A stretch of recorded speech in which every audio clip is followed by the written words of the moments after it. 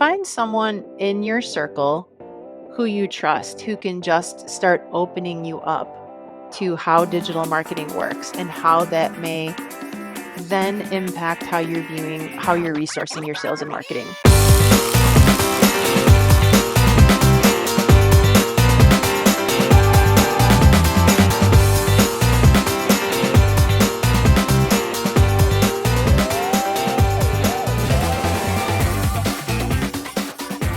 Hi, I'm Ed Marsh, host of the Industrial Growth Institute podcast.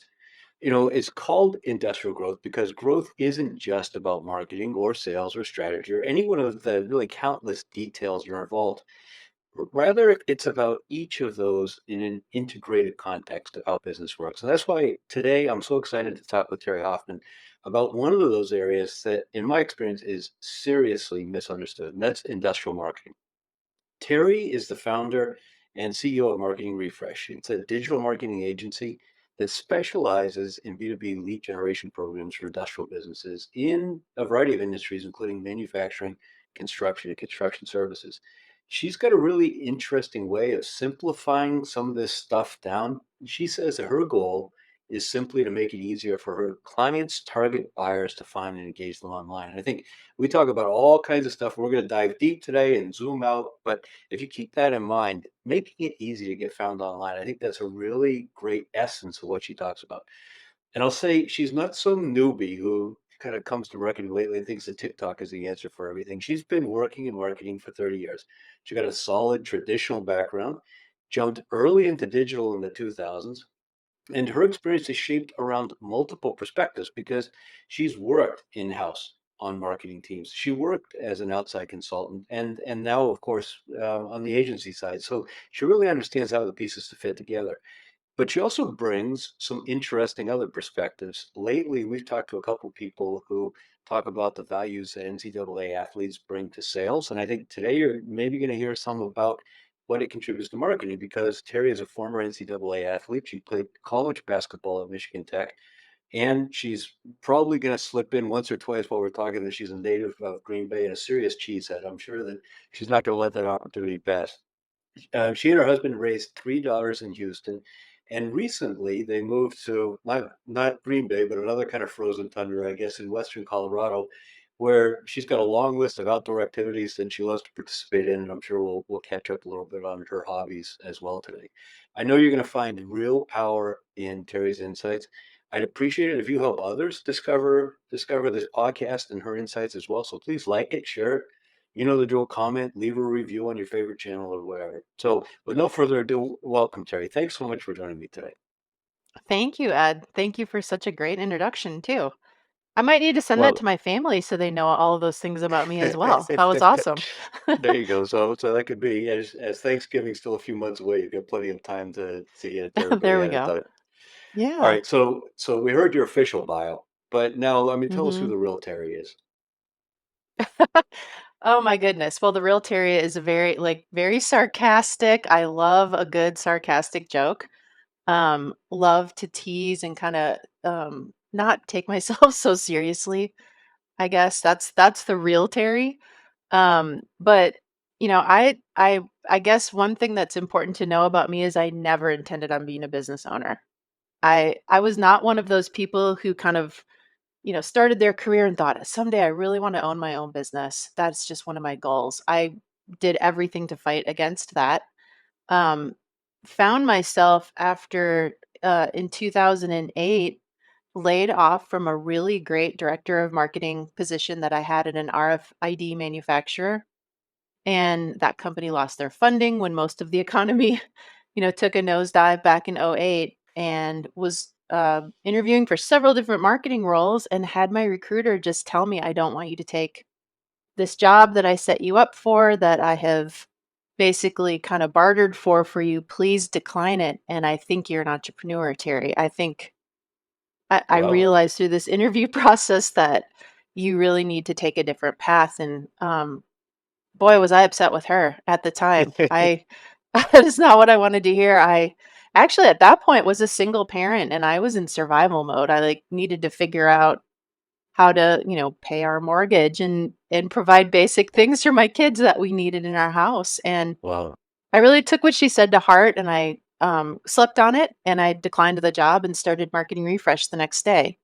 So Wow. I think a lot of times I can, um, I'm a marketer by trade and by practice and, what I've really focused my career on, but I can relate on the sales side to the clients that we help, and the ownership groups that we help, because I've had to figure out how to go through those struggles of building an organization, building a company, building a team, having a vision, and kind of all the elements that it takes to put together a business and a team of employees and create a company culture and just get payroll paid every Right. month, the Right. most important thing in the whole world. So, Sure.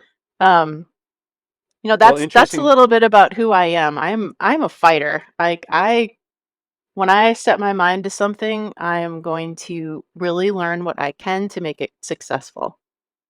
So I think, when I think back on my conversations about athletes and veterans in sales, one of the attributes that the people that I've spoken to say really contributes to athlete success in sales is that grit, that determination, that refusal to quit, much like you're describing. And interestingly, on another episode of this podcast that's coming out soon, I chatted recently with Carol Mahoney, who's a sales trainer who was a Hmm. single mom herself in 2008, got laid off from a job and started her business at that time as well. So there's so many I interesting didn't know stories that that. come out of, yeah, come out of those tough times when people say, you know what, this is the time, I've got to do it.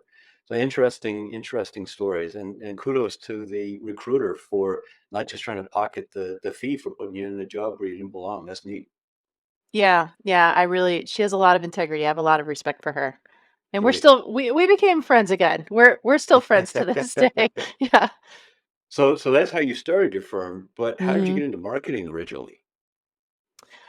So that was also a little bit of an accidental occurrence. I do have a business degree with a minor in marketing from Michigan Tech, which is not a traditional path at Michigan Tech. Michigan Tech is an engineering university. It's in Michigan. It's the place that you go to college if you want to work for one of the automakers. And now they're really known for their tech and like software development engineering career paths. But I went to be a chemical engineer and play basketball, and then decided I wasn't nearly as passionate about science as I needed to be to really have a career in engineering.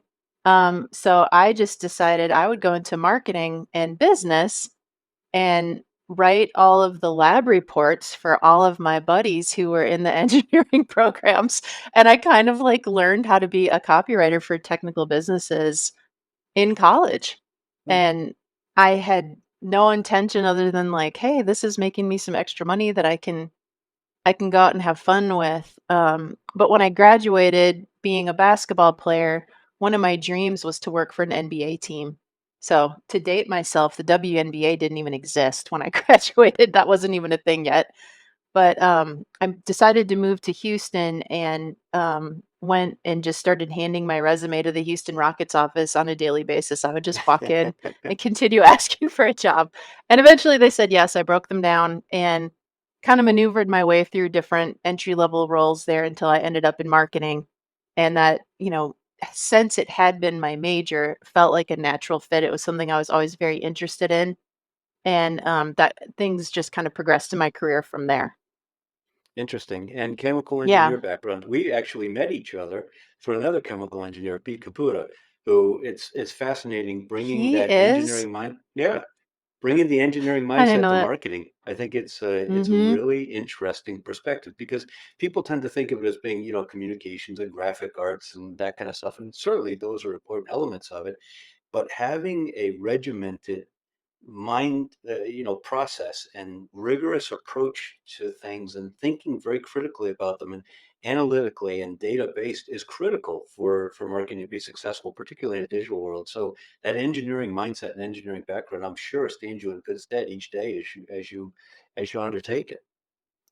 It did, or it does, and I that is what really appealed to me when the internet was, created and started to become commercialized. I immediately knew I wanted to move my marketing career in that direction, and just kind of immediately jumped on that and looked for any opportunity I could to learn more about it. And I think it was because it had that like technical component to it and the Right. analytical skills were so important.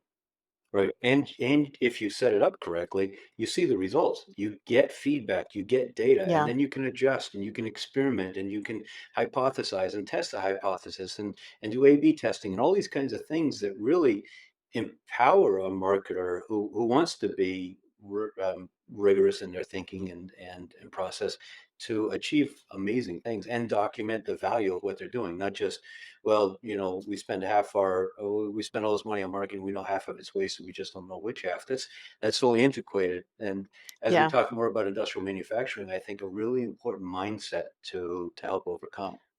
Absolutely. It should be something that if you're a buyer of marketing services in this space, you should demand that Right. from the people you're buying those services from. Accountability is extremely important.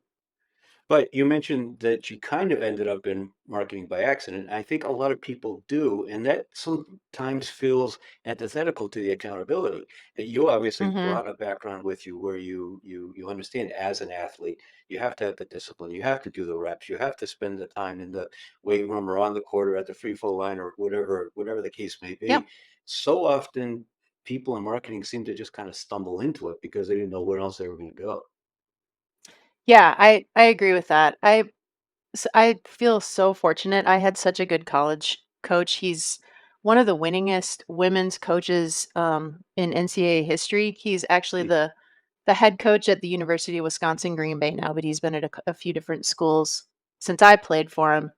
And that man really taught me accountability. I thought my parents had, and I have great parents, but playing for him and you know, I got pulled out of a game my freshman year because the other team got an offensive rebound and scored, and it was not the person I was guarding, and I got pulled out of the game immediately. And I said, "What happened? Like that wasn't my girl." And he just said, "Go sit down."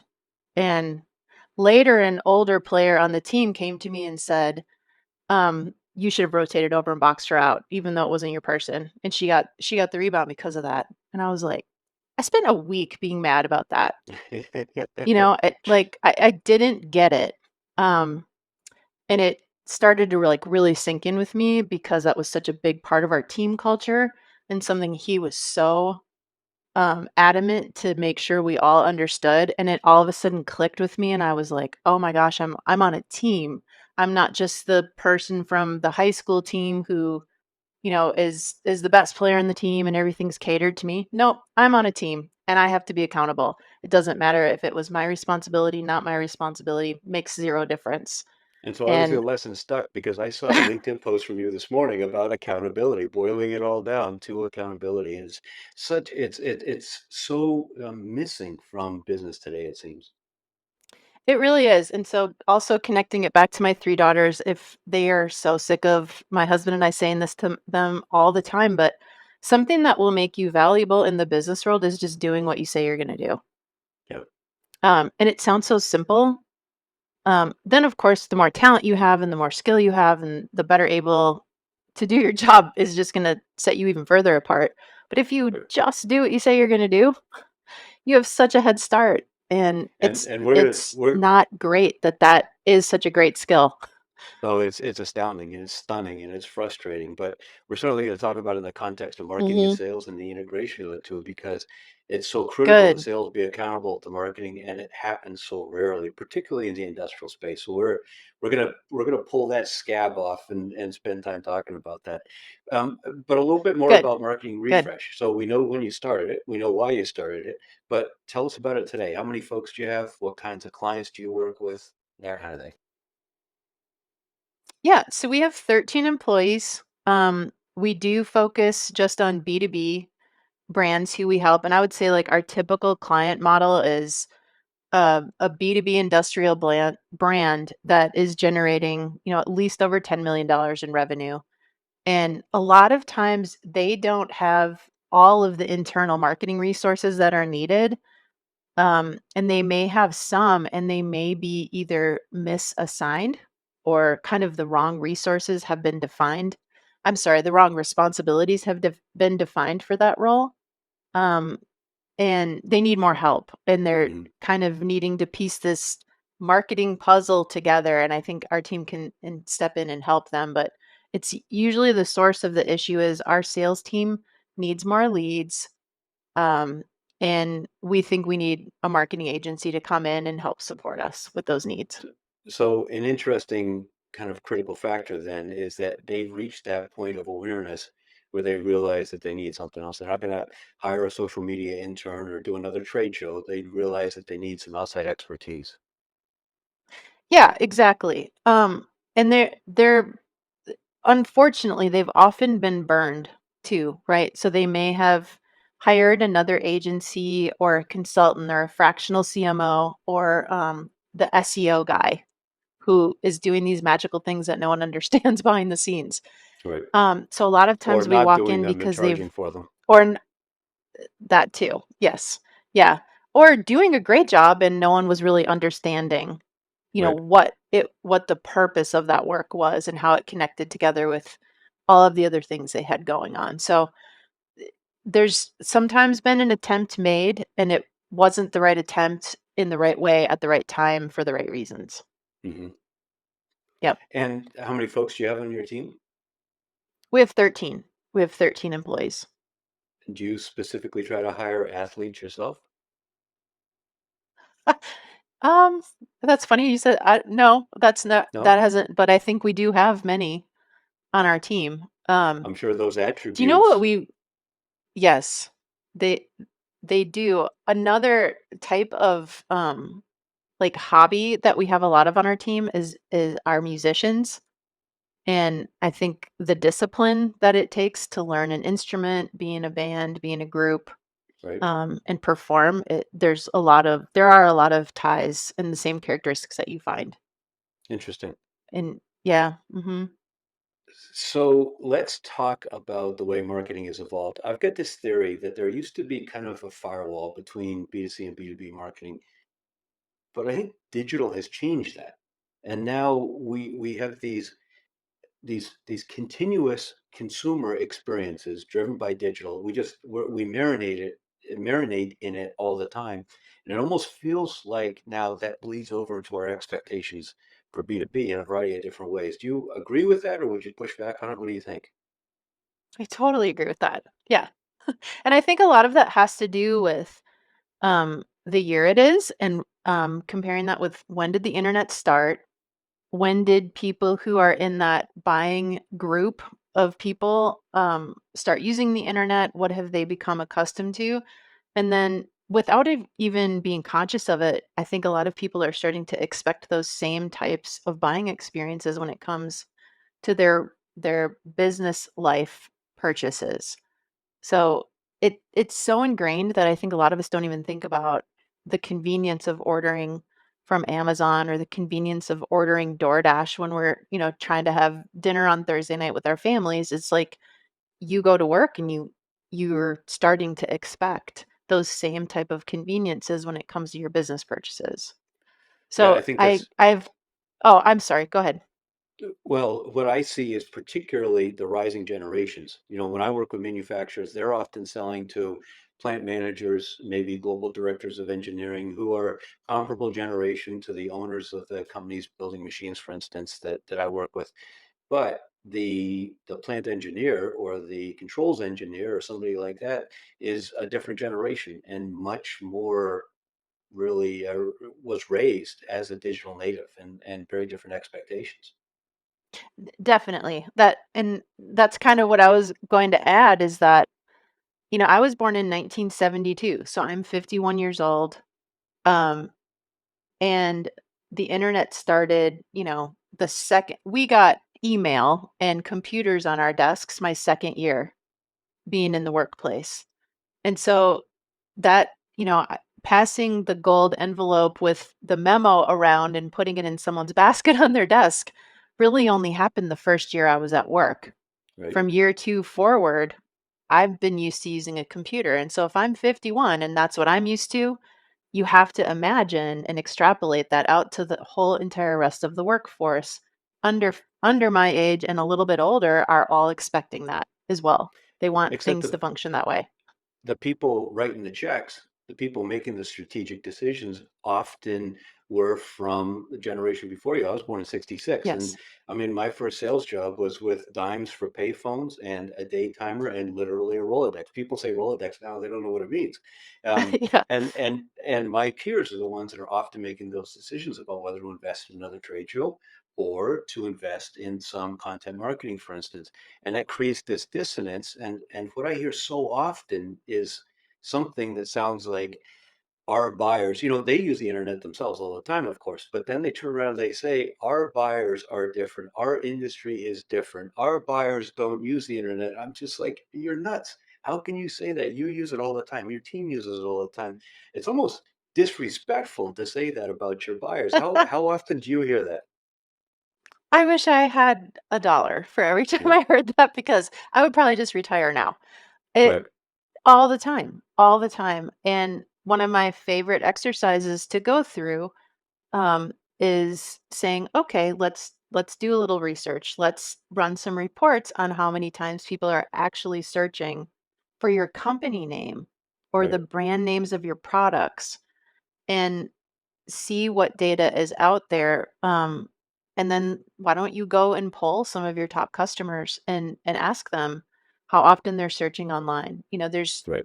There's some quantitative data that you can pull, but there's also some qualitative, very simple research you can do. And I think people have to be willing to face up to that, though, because any change is hard, right? And I've had to change a lot as a business owner and as a person.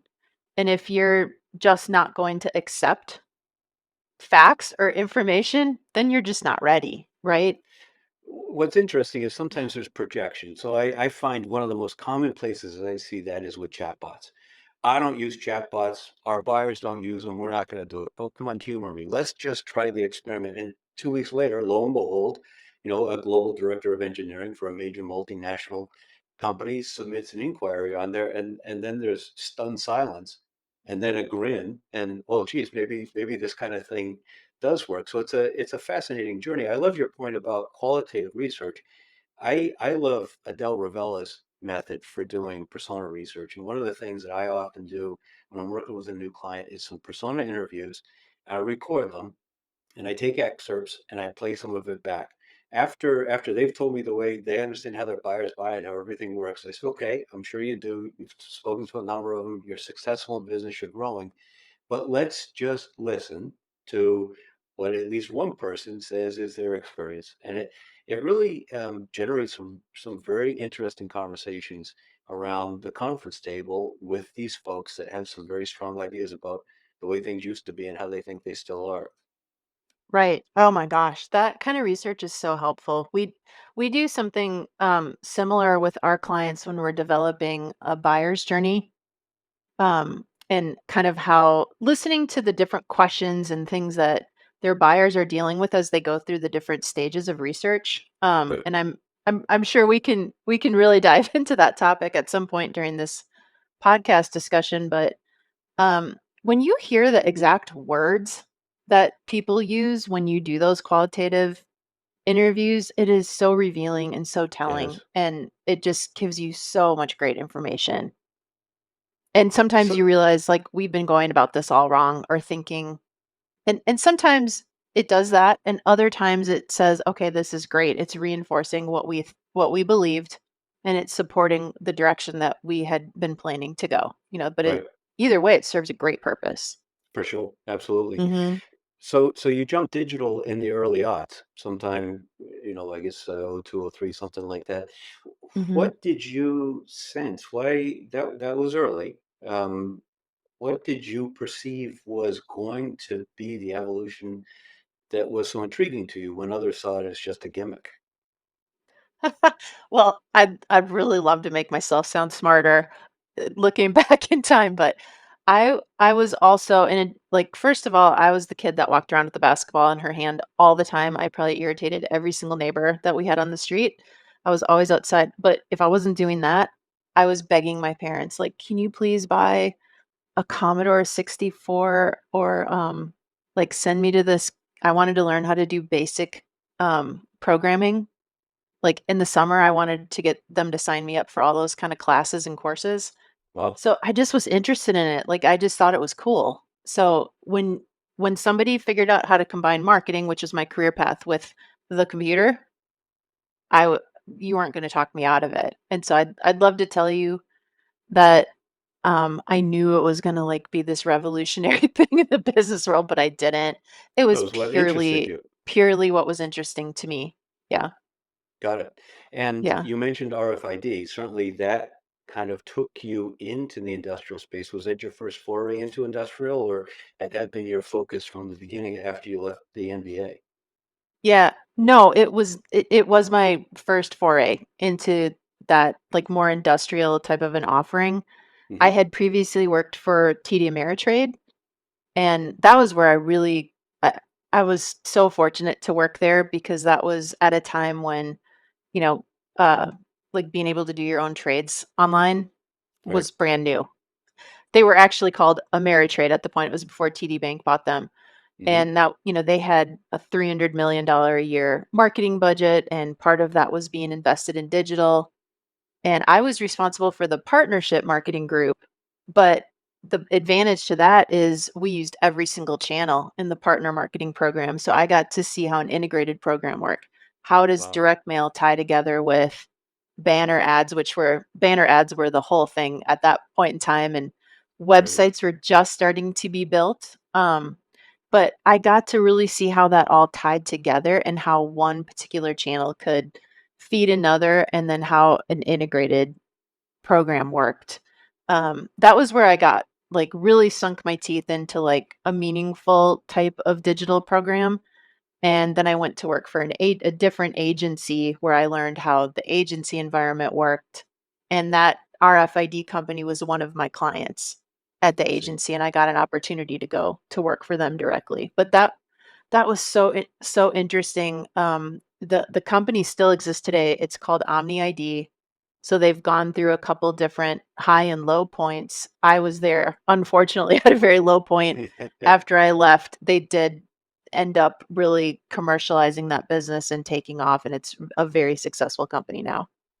And did you find that your engineering mind and engineering training and engineering aptitude helped you kind of look at marketing for an industrial company differently than perhaps some of your colleagues?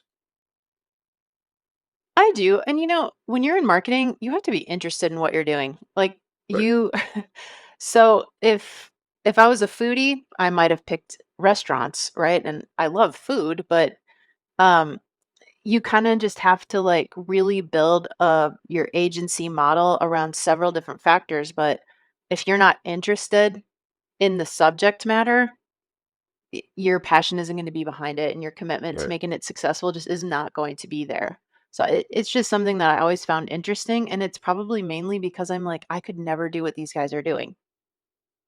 I think it's so cool that they can make something from scratch that physically is created and designed and engineered and made. And also I just have like a lot of family members that work in either manufacturing or construction services businesses. And it's really gratifying to be able to see those businesses grow and more Right. moms and dads get hired and more opportunities are created in their lives. And I think that's really cool.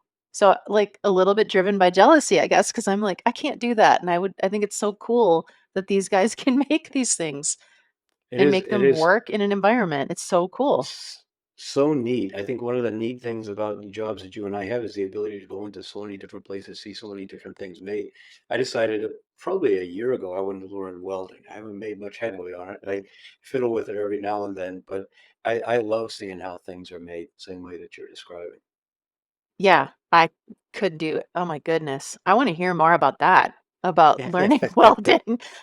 Yeah, Some everyone better other keep me time away from that. Yeah, like, we'll dive they into would that. not hand me anything with fire on it. Got it.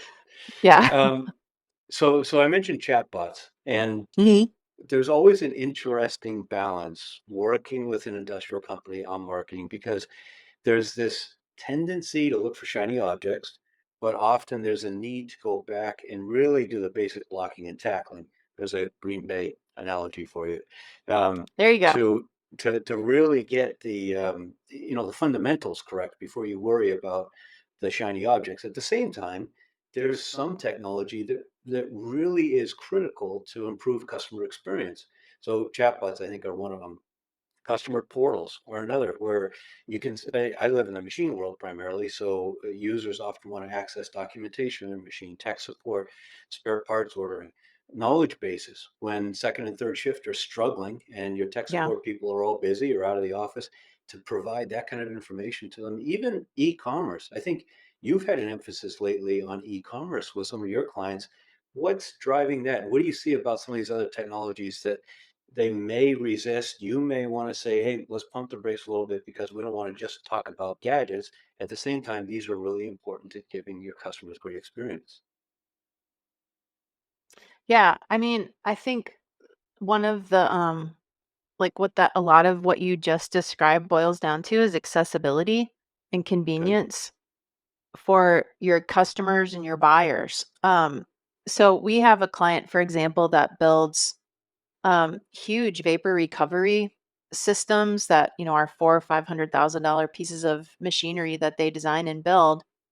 And just providing a login to their clients to track the project throughout the design and build process, it alleviates stress, for their customers, not because they're behind or they're not delivering what they're supposed to be doing, but wouldn't it just be so much more convenient to log into a portal and see where the project stands and any notes rather than having to like get that person on the phone or coordinate a time when you can connect with each other, playing phone tag with each other, waiting for an email response, right? Like those are things that add frustrations to our day, especially if you need an answer now. So Right. even imperfect information from a portal is better than no information or waiting for some type of piece of information. So I think it's about accessibility and convenience. Also, it Do sounds. you see that with the clients you're Yeah, Yeah, I go ahead. think so. To the extent that Yeah. they're willing to step outside their wall and think really as their buyer, then yes, absolutely. There's a perspective. There is also, I think, an interesting implication in terms of the recent book Jolt Effect by the folks that wrote The Challenger Sale. And Jolt Effect essentially says that if you look at all these deals ending in no decision, you can boil it down to customer indecision and risk aversion. And so the kind of thing that you're describing is a great example of what the Jolt effect offers as an antidote, a way to proactively provide people reassurance that you're doing what you say you're going to, that they're not making a mistake. And it feels like that fits in very well to customer experience, but it could even potentially, before the deal's closed, be one of those factors that would be a competitive advantage. I agree. And it's making me think of a LinkedIn post that you shared recently about the sale isn't completed until the impact of what was sold is Right. felt right by the client.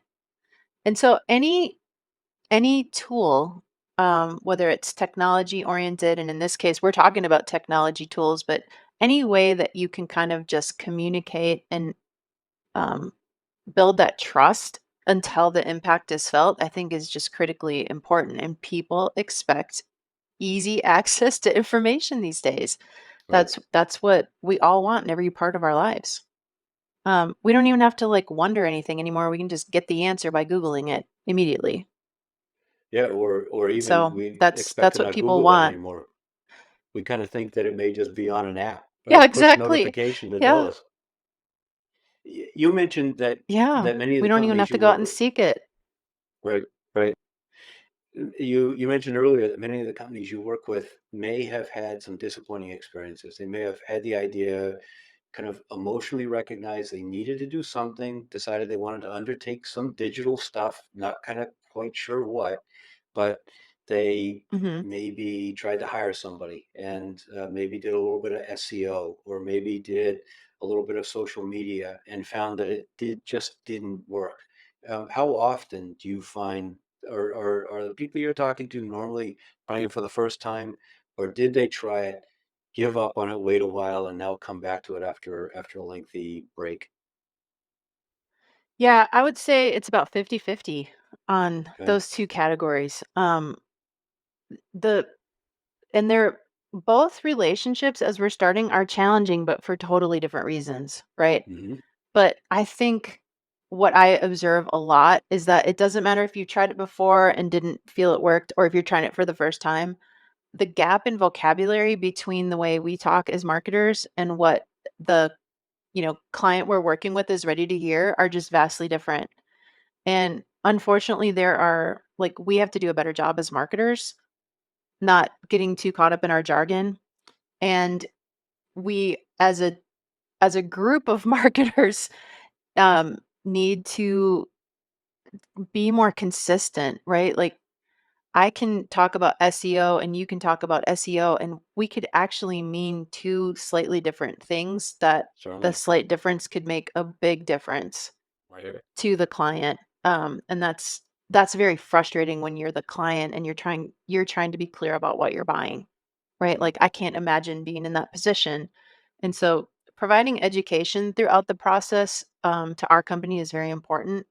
I'd rather go slow and make sure that people really understand what they're buying and why they're buying it from us before they just dive in to like, oh, we need SEO. Let's give me some hours and we'll buy that from you. That make entering in that way makes me nervous. I don't think that's a good way to start. But you raise a great point about Yeah. jargon, and I wonder if you can't use that in the customer relationship because so often they just vomit jargon up to their buyers. And so maybe what you can do is see them get frustrated with your marketing jargon and say, okay, time out. Let's talk about what just happened. And can you think of any other place where that might be happening? Have you ever tried drawing that analogy for them? No, I haven't. I love that though. I always try to say like just stop me if but the problem is that um our client base are very intelligent people, right? And the smartest person in the whole world still may be exposed to new subject matter and not understand it Sure. immediately, right? And so they need time to learn it. And they need somebody who's a team who's got the patience, or a person in their marketing department who has the ability to walk them through the proper way to learn it. And there are unfortunately a lot of marketers who don't really know. They just know the vocabulary to use, but they don't really know how to back that up with the proper execution, I guess, or implementation. I think there's others that I've seen that have a good handle on the execution, but can't articulate what they do or why they do it or why the order is important or what the process looks like. They just do it. And so they can't possibly explain it or teach it to somebody else. Yeah, you're right. You're very right about that. And I think really what happens in the marketing space is it's a universal problem, right? Anytime you're selling something that has to be explained and is a complex sale or complex service and your buyer's not educated on it, then you have to work hard at making sure you're closing those gaps. I mean, that's the reason why coming on podcasts like this for me is so important. It needs to be made more accessible and relatable and not as scary to enter or embrace into digital marketing when you're on in a manufacturing environment. Like we've made it too hard. I think you're right. But then the fascinating point is that our clients often do exactly the same thing to theirs. And just helping them understand that I think is enormously powerful. Speaking of Yeah. jargon, I want to shift gears. As I was researching you and reading, some of your background, some of your stuff, I came across the fact that you love riding a UTV, which I had never heard of. I'd only heard of ATVs. I had to look it up. That was jargon for me. Yeah. Tell me about that. How did you get into that? Is that something you brought from Texas or only started when you got to Colorado? What's that about? It just started. It's a hobby I never thought I would like, but we're in Western Colorado, which is very close to Utah. I think we're only 15 miles outside of Utah. And we went on a weekend trip to Moab, Utah, rented I think a lot of other people they're called side by sides, or UTVs. They're basically like a little off-road utility vehicle. And we rented those and had so much fun that we got back home and my husband is like, we have to buy one of those. We need to buy one and start doing that. So we had to reprioritize some things and ended up doing that, and have just recently gotten into it in the last couple of months. And it's really fun because Colorado has a lot of public land, and we go hiking a lot, and we love being outside. But when you have one of these vehicles, you can get to places that you can't get to on foot. That's And interesting. it's like opened up all of these new things to us. And, our dog loves it, and we just like being out there. It's not, I don't think we're very adventurous yet because we're still learning how the vehicle works, and we're Right. not ready to like crash it into anything and have to do a lot of repairs, but we're just starting to get into it. It's a lot of fun. Well, so if you don't want to crash, then I guess you don't mix another hobby of yours, which is wine. So the wine must be apparate ski or No. apparate UTV or whatever. Absolutely no, those are definitely not mixed together. And if you ever, oh my goodness, if you ever got to know my husband, you'd know he's like the world's most cautious person, so he would definitely never do that. Um, That yeah, well, we live in Colorado's wine country. So the western side of the state has a little town called Palisade, and there are, I think, close to 40 wineries in this uh, little town that is like 20 minutes from where we live. Yeah. So it's really fun when we have people come into town to visit to take them there. what kind of grapes? Yep. Oh my gosh. I don't know. I just go Well, drink the what wine. I haven't what gotten into varieties that of yet. wine Yeah. are common there?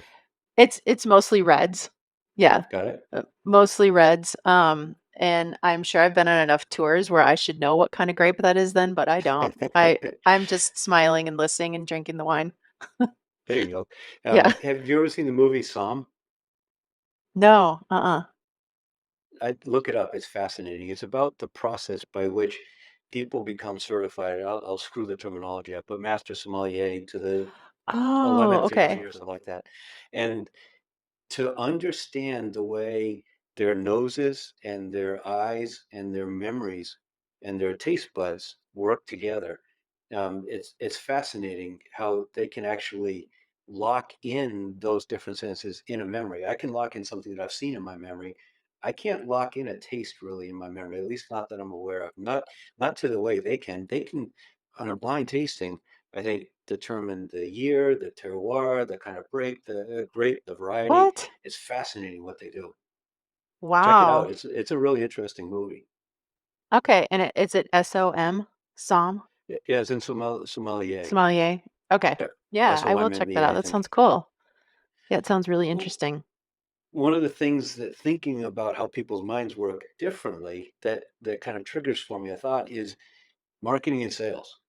You know, Mhm. traditionally very different, and in many of the industrial companies, a really linear and distinct set of disciplines. Marketing made sure that they had the right carpet and pad in the trade show booth and maybe signed the Thomas Register insertion order.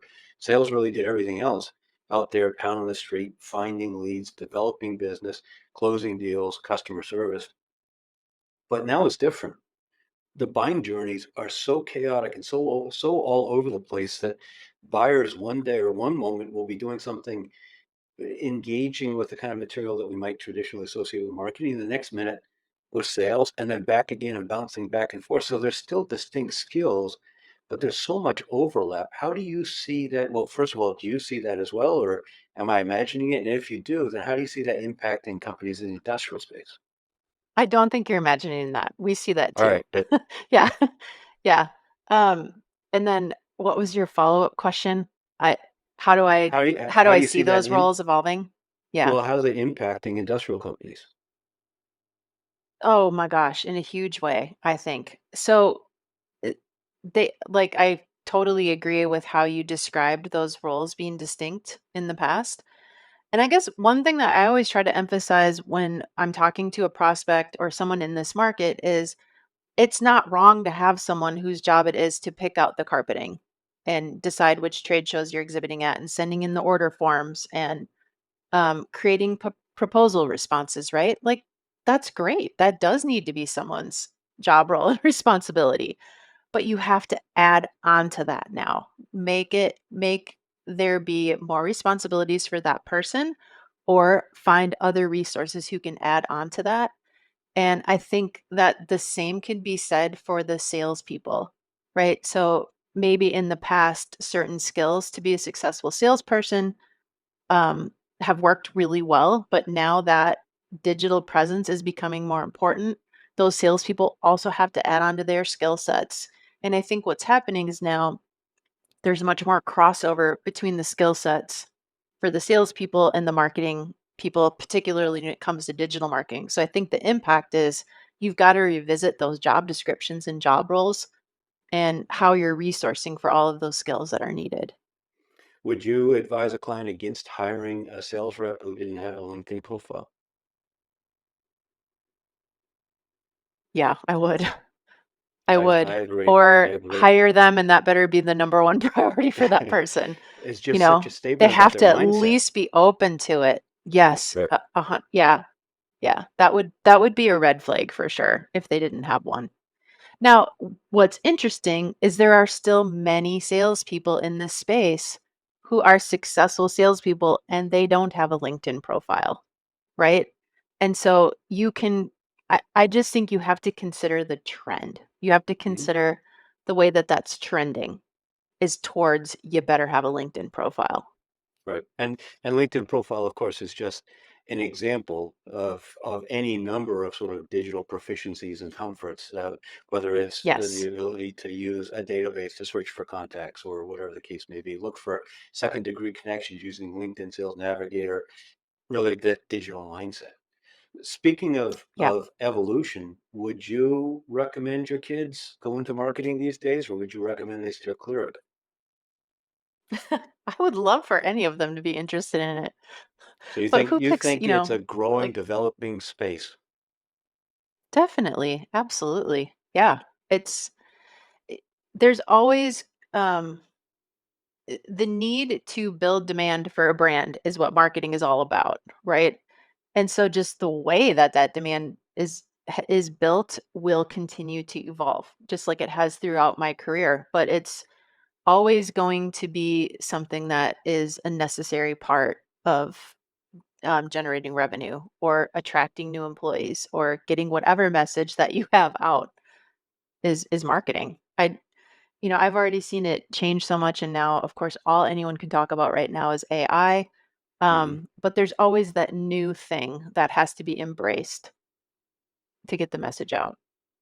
That's a great point about employees. I think people don't often stop to think that their marketing speaks to so many audiences. It speaks to their own employees. It speaks to prospective employees. It speaks to their community, to their industry associations, to their vendors, to their Hmm. investors and lenders, and of course to their prospects. But they tend to think of it just to their prospects. So I love that point that you make. But how about AI? What's AI going to do to marketing? Is it going to do away with marketing? I guess not. You don't think so. If you would encourage your daughters to go into it, is it going to eliminate the need Yeah. for anybody writing? Is it going to create all the video? Will we need nobody behind the camera? What do you think is going to happen? Yeah. I mean, this is another area, like I said earlier, I don't have a crystal ball, right? But I, my suspicion and my prediction at this point would be that it can definitely replace a lot of the um like research components to what we have to do. Hmm. Information gathering, um, general ideation to kind of get the ball rolling. And those are just a few examples, right? But you can't program software to think exactly like a human being. Um, that's not done yet. Um, AI, one of the places that it started was in the banking industry to be better at predicting and kind of like doing a better job of giving information to make a better decision. And that is just starting to roll out into the marketing industry. And so I think the place where it can really make an impact now is just improved decision making and faster decision making. Um, it's AI is a tool that we at Marketing Refresh have used for a number of years because it's baked into the Google algorithm. It's baked into different ad platform algorithms. So it's not really new to us. I think it's new to our customers in the marketing context because it's just now there are so many tools coming out onto the market, and those Sure. tools are marketing themselves as replacements to people and resources. And I don't think it's quite there. I don't think it's ever really going to get there, but certain tasks we each do can be more efficient now. I saw a really interesting example a couple months ago where somebody has created a custom GPT that is essentially um, I'm forgetting the word for it, an avatar essentially for one of your buyer personas. So you create this custom GPT as an avatar, and then you ask it questions, you sample messaging on it. You use that as a first kind of a first tier of call it feedback or focus group feedback or something like that. I thought that was a really interesting kind of creative way to That's an use it awesome at the idea. intersection. Yeah. Yep. I think we'll hear Yeah, about a it's lot more maybe of like those. a litmus test. Right. Yeah.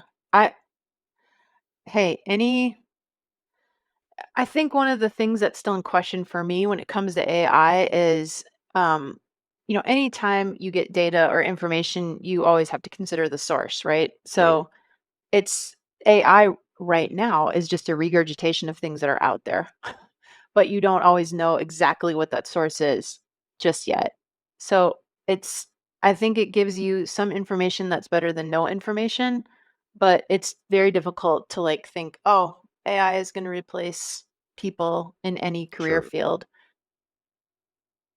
Yeah. You mentioned a minute ago that the role of marketing is to build demand for a brand. Obviously, another role of marketing for many years has been actually creating the brand and reinforcing the brand and developing the brand itself, not just that demand for it. How important do you find branding from the perspective of an industrial manufacturer?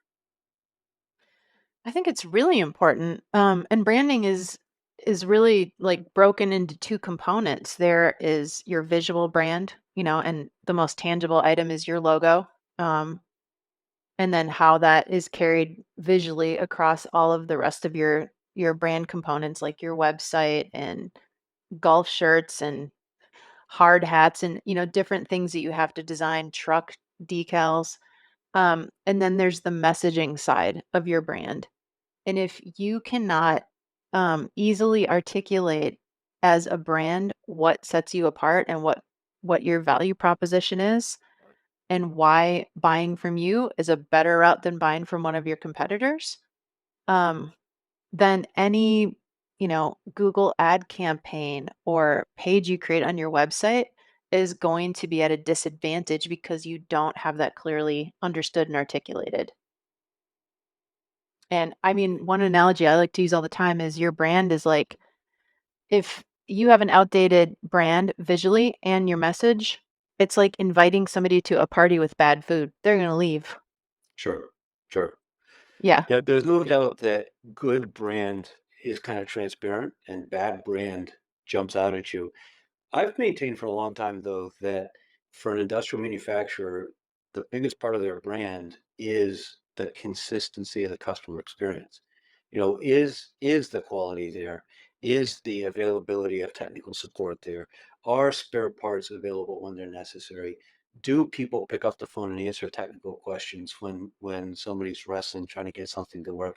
I've always felt like that's the most important aspect of a brand. Obviously, you want the visual identity, you want the colors matching, you want all that kind of stuff. But often, I think companies just assume because they're 75 years old, they've got a strong name recognition in the industry. Their website says they've got a 75,000 square foot facility with this many of this machine, and they think that somehow that's the brand. I think the brand is what buyers experience in the industrial space. Yeah. You would make an agency I used to work for, the owner was like a branding expert. And he would always say, a brand is a promise made and a promise kept and I delivered. love that. And I I love feel like that. that's Yeah, exactly what you're saying, right? right. You can make you can make the promise, but if it's not founded in something that's actually delivered upon, it's not going to mean anything. It's not going to resonate with the market. Right. Yeah, that's a great way to put it. Branding also can be very expensive. And so let's talk a little bit about budget. What Mhm. general rule of thumb do you have for a typical middle market industrial manufacturer? Do you have any guidance on what percentage of revenue they should expect to spend on marketing? Oh, wow. That's just such a hotly debated topic, isn't it? So you can find I think it has a lot to do with where they are in their journey, right? But I think a general rule of thumb that gives you a good starting point is 3 to 8% of revenue, like somewhere in that range. Now, you can be on the lower end of that if you're um, maybe adding one new product line and you already have like a great foundation in place and you have an existing marketing program and that's your add-on. But if you're kind of building from the ground up, then you're going to have to invest more to get your foundation established. And Right. then you can kind of even out at a different price percentage. Also factored in like where do we stand in the competitive field? What are we trying to accomplish? Right? Are we trying to overtake a competitor here? Are we what is our goal, right? Right. And that's a huge factor. So 3 to 8%, that's a bold call. I mean, I've always kind of felt that 5% was aspirational, and if a company got to 3%, I think that they were doing really pretty well. One of the things I think that companies don't necessarily take into account when they may be horrified at, oh my goodness, how do we come up with 5% or 8% or even 3%? Well, remember, of course, that so much of what used to be sales is now done by marketing. It doesn't mean that sales are going away. You need great salespeople. They have to be involved. They have to follow up on leads and create opportunities and all the kind of stuff that salespeople do. However, a lot of the early work is done in parallel by marketing. So it's almost in many cases Yeah. a function of not increasing your revenue growth budget, but shifting some of it, shifting some from maybe a couple of those chronically underperforming reps into content creation, for instance, or an improved website or e-commerce to help grow spare parts revenue. Do you end up discussing with companies shifting resources from sales to marketing in order to help ease their investment in marketing? Yeah, and actually I'm really really glad you made that point because um I think I do think that what you're saying was kind of embedded in my response. And that so if in the past you had budgeted, let's say $50,000 a year for the person on your marketing team who is creating proposal responses and flyers and Right. things like, yeah, that percentage I said is terrifying. That's that's aggressive. But I think that's all part of redefining what marketing is and how that is impacting the overall strategy of you growing your revenue. Like how does that feed into your revenue operation? Right. So yeah, I we definitely talk about that. One example that immediately comes to mind is we had a client who was interested in adding e-commerce to their existing website platform because they have they sell through distributors Hmm. and they had huge distributors that would place orders through EDI. And then they had, kind of the onesie twosie orders that they took here and there, which are very easy to handle over the phone, but they had this huge group in the middle that wanted an easier way to place repeat orders and kind of build their own cart of order history that could easily be ordered, and then you don't need a salesperson, um, unless there are technical questions or they need guidance on exactly which products to select. So it's like a hybrid, right? Right. That a salesperson is still very important, but do you need as many? And do you need the same skill level of salesperson at that point? So I think it kind of shifts the overall makeup of that resource pool between sales and marketing. That's an interesting e-commerce example. That goes back to what we talked about earlier, customer experience, but it also reminds me of some statistics I saw probably in the middle of last year from McKinsey. And I'll screw the numbers up. I'll find a link to drop in the show notes. But something like 70% of buyers were comfortable spending more than $100,000 in a single e-commerce transaction for B2B purchasing. And think about that. I've traditionally associated e-commerce as, okay, the maintenance team needs to go to the Granger site to get another set of wrenches or some MRO parts or something like that. $100,000, even for a large company, is a material amount of money that often requires a number of sign-offs for a purchase, and companies are increasingly willing to do that by e-commerce. I think it shifts the way people think about e-commerce. Wow, yeah, I'd love to read that article. That's interesting. I- so especially if they have that order history, right? Like obviously you want to make sure you have the right controls in place on the Right. on that platform. Sure. They have to be like a qualified client. They'd have to be onboarded. They'd have to have the proper authority and sign-offs on their end. You don't want like a $50,000 order just being placed willy-nilly and then you ship it and they Right. don't have the right terms and agreements in place with you. But that those are I think what I would love for this market to realize is everything that I just described is completely possible on e-commerce platforms. Shopify, Salesforce has a great e-commerce platform. There are numerous of them out there that can build all of those capabilities in so that you have the right controls in place. And great point on that because I think many companies in this space have call it commercial PTSD from an ERP implementation they may have done at some point that was supposed to cost $600,000, cost 2 million by the time they were done. They still have legacy issues with it, and the idea they just associate an e-commerce site as something analogous to that, and it doesn't have to be. It can be uploading a spreadsheet, putting the code on your website, and bam, you're running. Yeah. Yeah. No, you're absolutely right. Oh man, this industry has had so many bad bad experiences with Absolutely. technology. I really have a lot of empathy for that. Let's talk a little bit about strategy. You used the term strategy earlier in the context of growth strategy, but let's talk about marketing strategy versus tactics. Those two tend to get conflated, but often I find, I'll have a conversation with a CEO who says, you know what, we need to do more digital. And so we want to do more social media or we want to do more SEO. And I love the energy, I love the commitment, I love the willingness to change, but are those the right things? And what do they mean by SEO? You spoke earlier about how that means so many different things to different people. How do you get people? How do you kind of maintain that enthusiasm, but slow it down enough to say, okay, let's back up and let's really think about how this fits together and where we should focus and what we should do first. I well, for me, it's all about helping them protect their investment, right? So, yeah, the enthusiasm to do something is great, but let's make sure it's the right thing so that it works and that you can either expand upon that or have something that just even if it was the first step, that's maybe the only step, right? Or if it's the first step, it's a really good one and that the second step doesn't feel as scary. So, developing that strategy is critical because I'm excited when someone says they want to get active on social media, but I also know that's probably not going to be the biggest thing that moves the needle.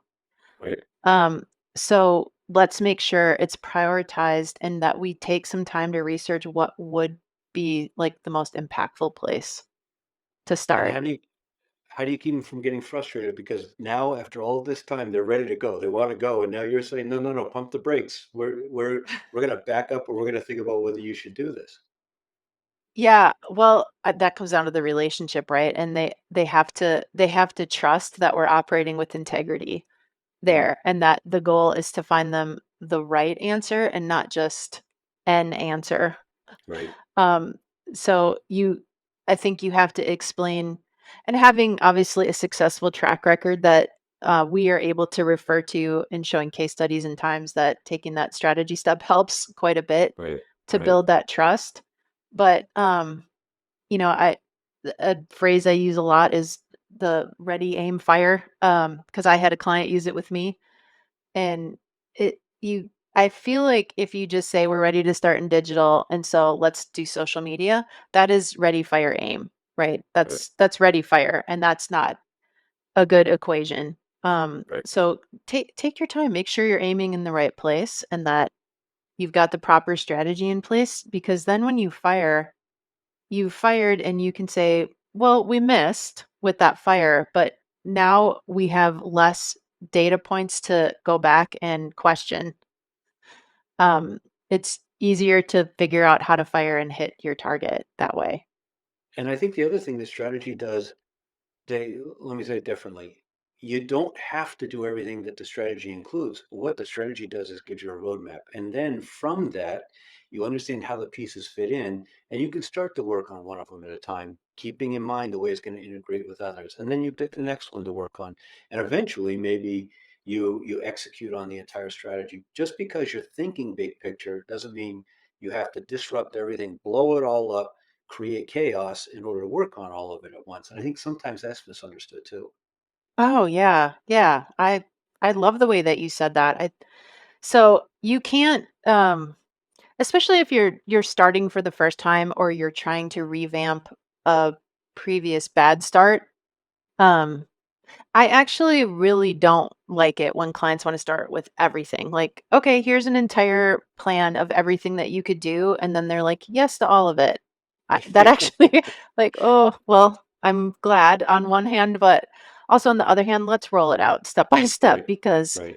um, it, the other factor that we didn't really talk about when you take on digital marketing is this all has to be tracked and accounted for, and you have to do reporting, right? And so you want to make sure that you have the proper time and resources internally to review work that's been put together for you, give feedback on it, give direction on it, and then also review how it's working. Mhm. And every new activity that you add upon that adds more time and another layer of complexity. And I know you actually walk the talk about data and reporting and metrics. You're a big proponent of DataBox. Our mutual friend Pete Caputa, who I Mhm. mentioned earlier, also a Yeah. chemical engineer. They've got a tool set that plugs into a lot of different software and helps to create really clear dashboards to give management an understanding of what's happening. Yeah. Oh my gosh. And then so Databox is the reporting platform that we use with our clients to review. And another awesome thing about that whole platform is they've created a new offering that's called benchmarks.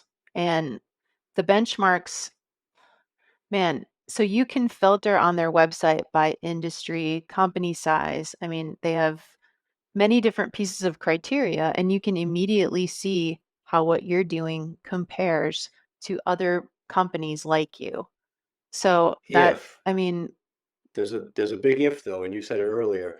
You start doing these things, and you have to capture the data.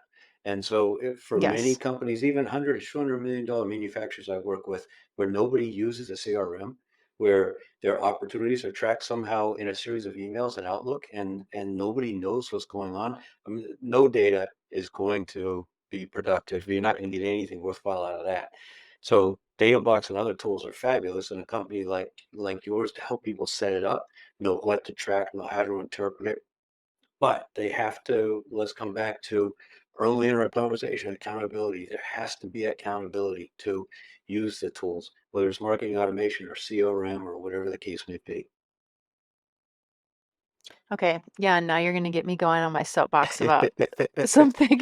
And, All right, well, go ahead and but preach. it's because like all of my, the different soapboxes that I jump around to are all founded in one thing. I'm frustrated that people who are in these industrial marketing companies don't have things that I want them to have to better run their business and grow, right? And so, the number of times that we also run across very successful and high revenue industrial B2B companies that do not have website tracking, that do Yep, not have a CRM tool to yep. it every single day we run across that. And it frustrates me because I'm like, but you wouldn't have your CFO just tell you the amount of revenue you made this month. And then that's the only data point you have about your financial position. Don't you also want to know your bank account cash balances? Don't you also want to know how much inventory you have on hand?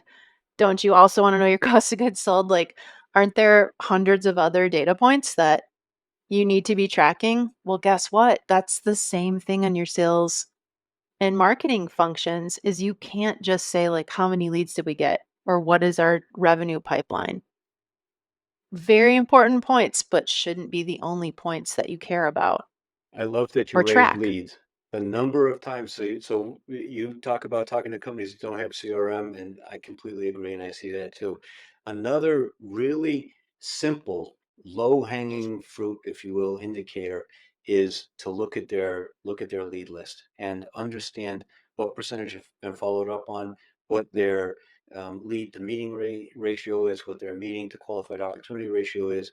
And if they can't provide that data, then really, before we even talk about marketing, we need to talk about the capability of the sales team, the accountability, the mindset, and the expectations. Because creating 1,000 leads over the course of a quarter or a year or whatever length of time is appropriate for the business, if nobody's going to sell them, what's the point? I worked with a company one time that had, I think, 4 years worth of trade show leads in a spreadsheet that had never been put in their CRM, never been called, and that represented probably about a $2 million investment in trade shows to generate that. Imagine $2 million just burning it up. Well, I'd love to say that that's unique, but Yeah, we do see that, pretty commonly, and right.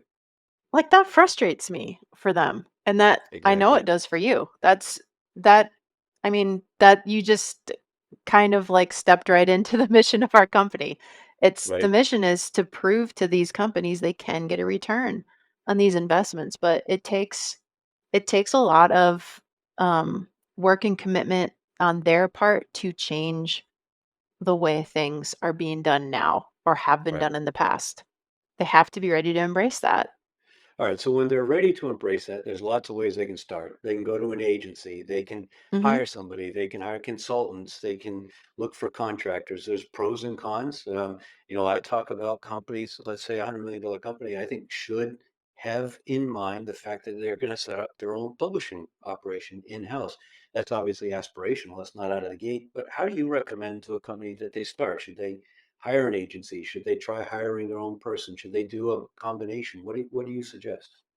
Oh, yeah. I think some type of a combination is really important. So, we actually won't take on a client unless they have some type of in-house marketing person that would be a Okay, point of contact. And that's important to us because we need responsiveness. We need the information. And so even if we just have a conduit to the subject matter experts or the leadership team who's got some project management responsibilities and program responsibilities, I think that's vital. So I think before you even hire an outside consultant or agency or whatever the outside resource is, it would be really important to know who is our internal conduit to that person so that there's some accountability, because it's not reasonable to expect executive level people to be able to um, like, do some things that are maybe more, like, day-to-day administrative right. information gathering type tasks. Yeah. What warning signs would you recommend that they look out for? Let's say they decide, okay, we're going to hire an agency or we're going to try to bring in consultants. How and when do they say, wait a minute, maybe this isn't doing quite what we needed to do? The problem, of course, being they don't know exactly what it needs to do or what it should do, but how can they sense without knowing exactly what it ought to be that it may not be what it should be? Yeah. Wow, that's a really good question. Some basics that I think I would look for is, um, you know, do they have any type of experience in the overall field that you're in? That's a Right, big one. What is the system for accountability and communication? Um, are they trying to push tactics or are they actually suggesting that you develop a strategy first, right.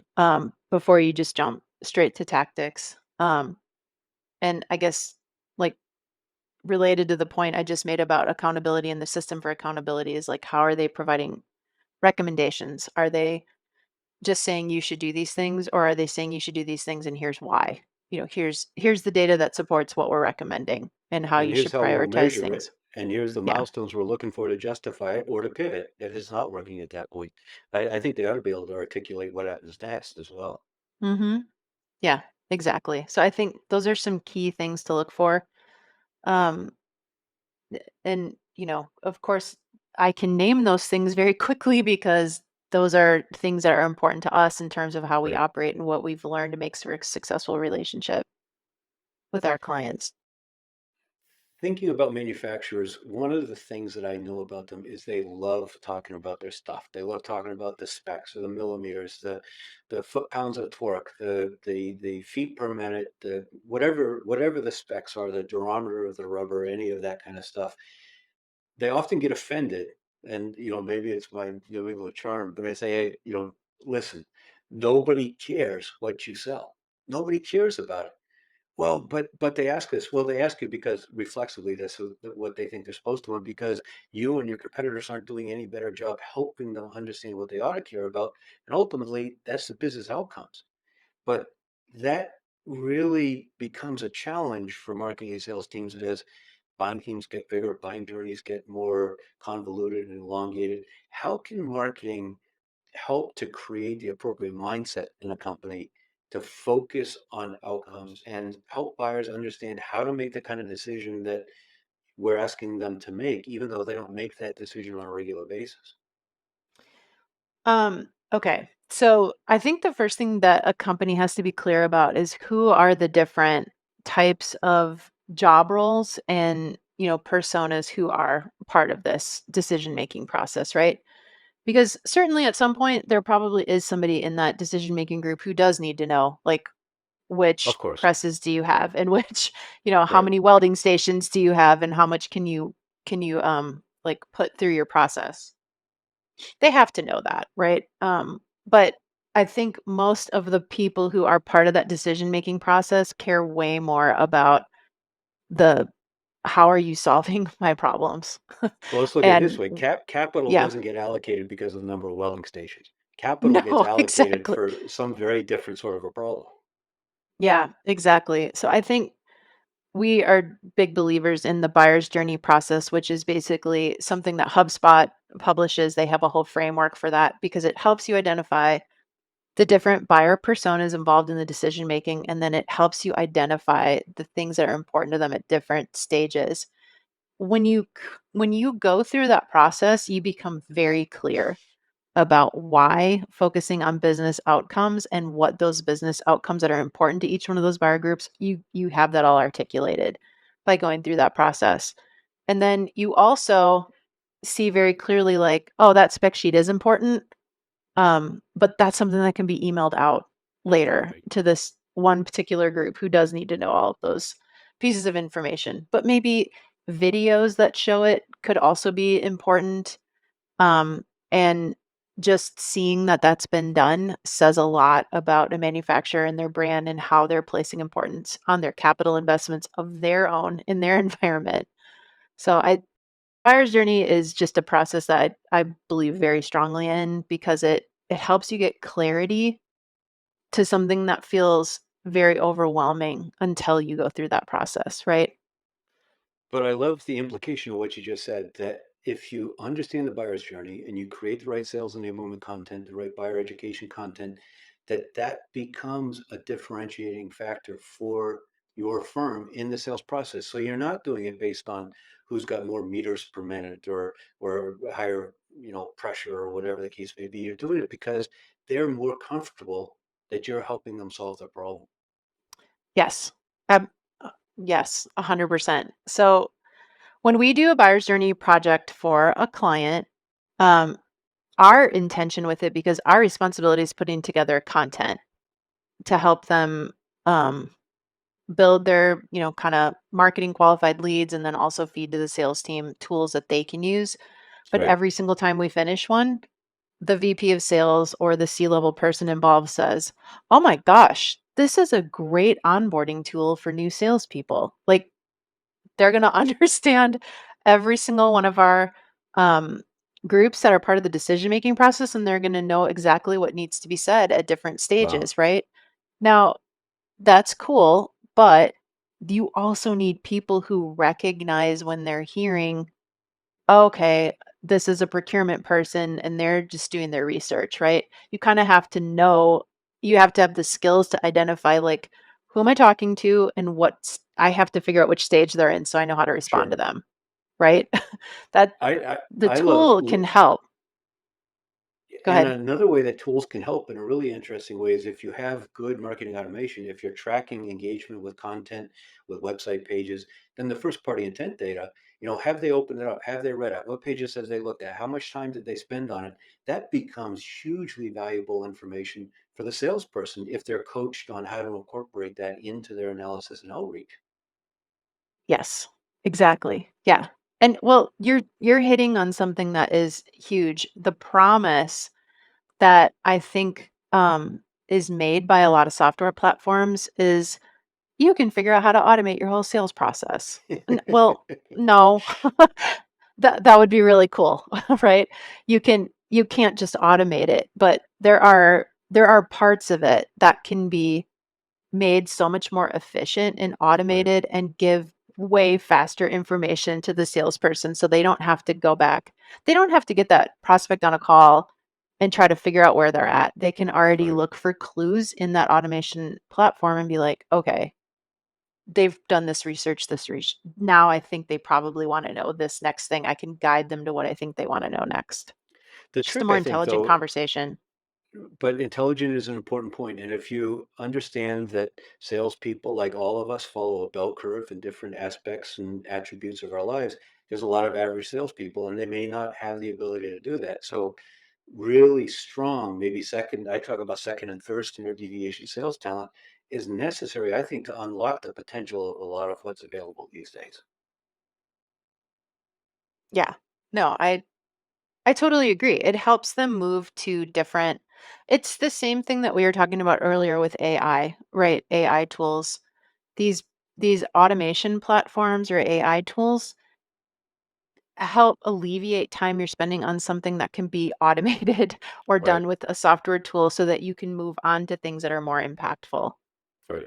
and Makes sense. get you closer to that revenue being generated. Yeah.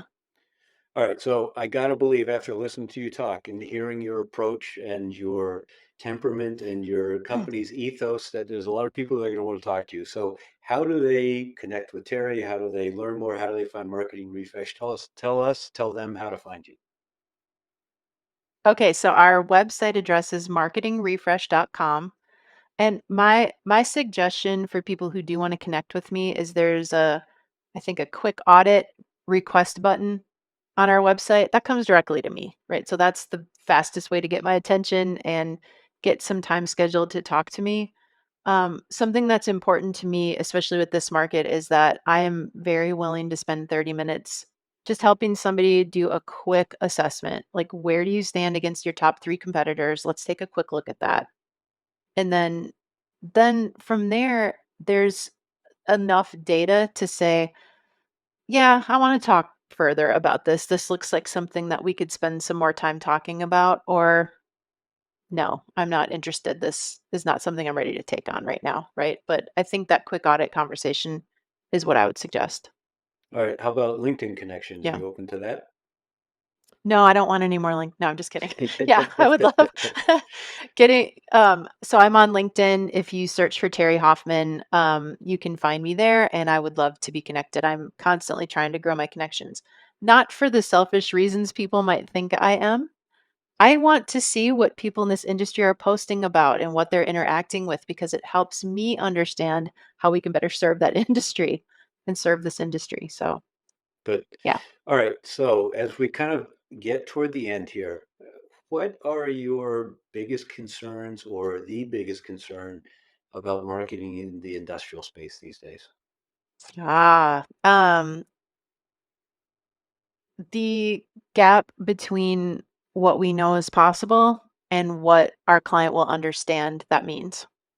I think Okay. it's that vocabulary gap, and that I said it earlier. I think the onus is on us to do the majority of the heavy lifting on getting like bringing those knowledge that closing that knowledge gap. I would love to see more people in leadership roles at manufacturing companies be willing to learn more about digital marketing as well and kind of be ready to embrace that. But, I have a podcast for our company. You've got this podcast, and I'm sure that both of us have a goal of like just making this all sound more approachable and not as And scary. yeah, I agree. And one of my real compelling initiatives this year is to emphasize the importance of boards of directors for these companies to have a deep understanding of contemporary sales and marketing. They just kind of take it for granted in many cases. They've got engineering, they've got finance, they've got production, they've got family, they've got investors. They don't have marketing and sales, and it's critically important for the board of directors to be able to execute its oversight obligations in order to have enough awareness, they know what kinds of questions to be asking of senior management and how to evaluate those answers. So I think you're Yeah. absolutely right about that. Now, my guess is that your answer to my question about the biggest concern is also kind of, in a sense, your answer to my next question, and that is the thing that you wish companies understood most about marketing. Mm. It's probably it's changed, and it's Okay. time to catch up. It's time to catch up. Right. It's no longer going to be okay to say, I think we'll be okay like this. It's time to embrace it. Be But ready what to if they're start growing? learning. What if they're growing 5% a year and they're content with that and they don't want to scale faster? Why should they be thinking about digital? So, my challenge to that is what if you could grow 10% a year and it wouldn't be that big of a lift for you to have that additional increase? Or what if that lift actually led to even more growth than that? Or what if you start like you're at 5% now growth year over year, but aren't you at risk of that possibly changing if you don't make the way that you do business with your clients more accessible and easy? Couldn't that easily turn into -5, -20, -30? That is a risk you're running by not embracing it. Great point. And the other approach to it is maybe you only add 5% to revenue, but what if you could add 5% of profitability on every order while growing at 5% of revenue? If you're targeting the right people with the right message and with the right marketing and sales approaches and brand and everything that we've talked about in this and doing it well, you're going to improve your margins. Yeah. Well, yes. Absolutely. Yeah. And that's something everybody I think wants. I think everyone, yeah, I'm like, I need to make note of that. I love that. All right, Terry, this has been fabulous. Wrap it up for us with your meta level thoughts and guidance for industrial manufacturers regarding industrial marketing these days. Well, I think it does come down to like when you mentioned the board of directors, I love that idea, right? Find someone in your circle who you trust, who can just start opening you up to how digital marketing works and how that may then impact how you're resourcing your sales and marketing teams. There are lots of great books out there. Like Story Brand is one that I recommend a lot, um, because it helps you start to think about how your brand is perceived. But just if everyone could make the goal of just being willing to talk about it more openly and not feeling like talking about it obligates you to anything, right? It's just make that part of where you want to grow professionally, and then when you're at the point where you're ready to take it on further, get an assessment done. See where you stand against your top 3 competitors. Ask some of your top clients how they feel. What would they think would make their buying experience more successful and help them grow in their revenue relationship with your business? I think those are some steps that people can take to start being more open to embracing it. Great way to wrap it up. Great way to encapsulate a lot of the things that we've talked about. This has been a fabulous conversation. I've got a lot to take away and think about. I know that everyone listening will as well. So, Terry, thank you so much for your time and thanks for joining me and for your great insights. Thank you. That was really fun. I appreciate you having me on, and I look forward to our next discussion. Keeping it Great. going. Yeah, absolutely. So everyone listening, if you've enjoyed this as much as I have, if you've gotten value from this, then you know the drill. You need to make sure that you give the Industrial Growth Institute podcast some love. Share it, like it, offer a review or a comment, and make sure that you pass it along to others who you think will find value in it as well. Thanks so much for joining us.